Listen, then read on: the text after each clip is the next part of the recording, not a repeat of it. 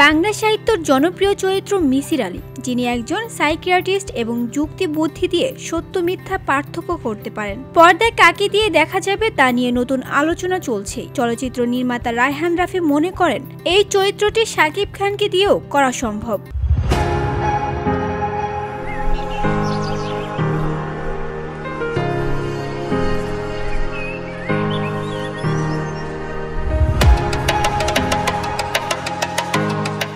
রাফি বলেন, হুমায়ুন আহমেদের চরিত্রগুলো এত ইউনিক যে পর্দায় ফুটিয়ে তোলা সহজ নয়। তিনি উল্লেখ করেন, হিমু এবং রূপা তার প্রিয় দুটি চরিত্র।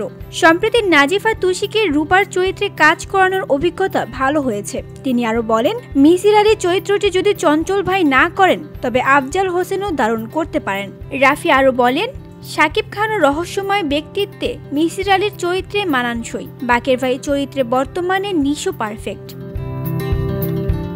মিসির আলীর প্রথম আবির্ভাব ঘটে 1987 সালে নাটক অন্য ভুবনের সেতে অভিনয় করেছেন আবুল হায়াত। 2 বছর পর একই চরিত্রে আবুল হায়াত অভিনয় করেন অন্য ভুবনের ছেলেটা নাটকে। VOD Bangla news desk.